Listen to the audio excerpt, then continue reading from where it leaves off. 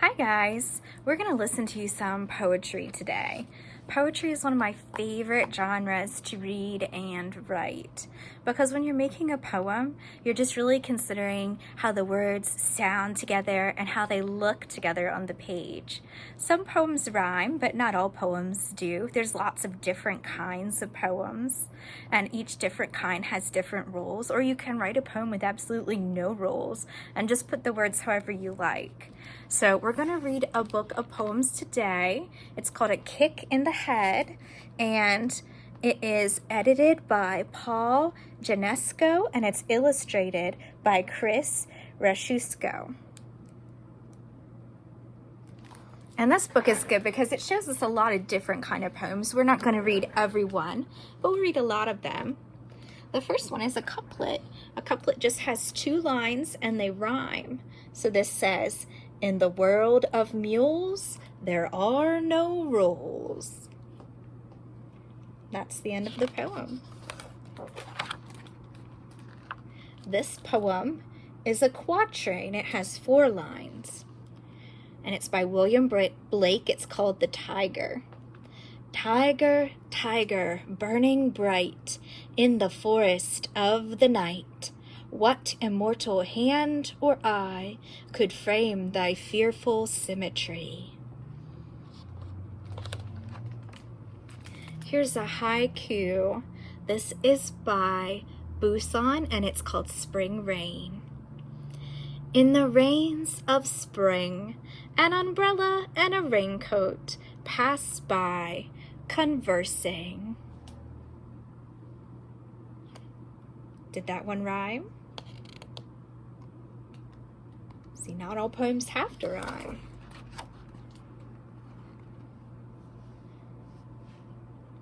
This is a good one. This is a Senru. First day, new school year.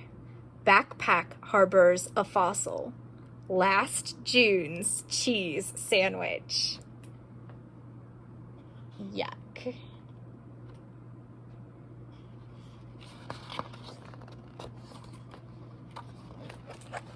This poem is called A Roundel, and this is called A Silver Trapeze, and it's by Alice Shirtle. A silver trapeze of my own, I dream of it nightly.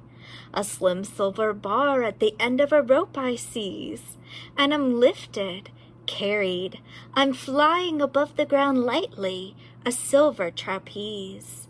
Down and around, and up on the crest of a breeze, I swoop, I soar through a cloud, hesitate slightly, then loop the loop like a pinwheel and hang from my knees. Up through space, I race on a bar shining brightly, touch the tip of a star whenever I please.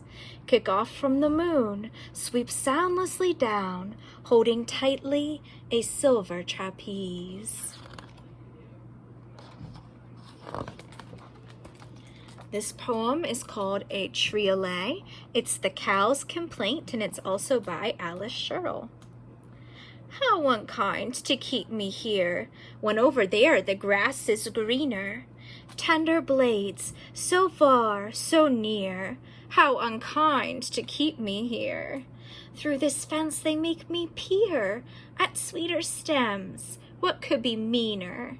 How unkind to keep me here, when over there the grass is greener.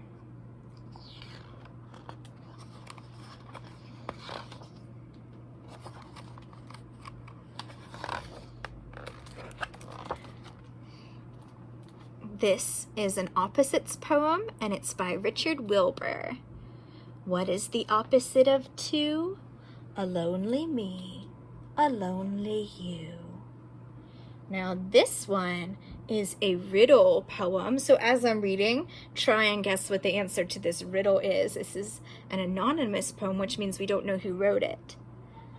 The beginning of eternity, the end of time and space, the beginning of every end, the end of every place. Do you know what the riddle's talking about? The answer is the letter E. Beginning of eternity, the end of time and space. See how it's always the letter E? Very tricky. Here's some examples of acrostic poems. A lot of people love to write these. This is where you do a word down. So they have cat, and it's can't avoid trouble. Dog does only good.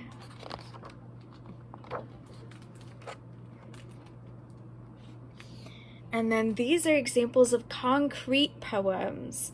They're really cool because the words make the picture of what the poem is about. So this poem is called Amelia Cramped, and it's by Monica Cooling. Amelia cramped in the cockpit like a bird in a box. The ice-caked wings, she brings juice, toothbrush and comb, courage the will to fly 15 hours without stop through dark, dark danger through the Atlantic sky. And of course, they're talking about Amelia Earhart, the famous pilot. One of the cool things with poetry is sometimes you can break the rules. See how they didn't put any spaces in between the words? And that's to represent her being squeezed into the cockpit of this ball plane. I thought that was cool.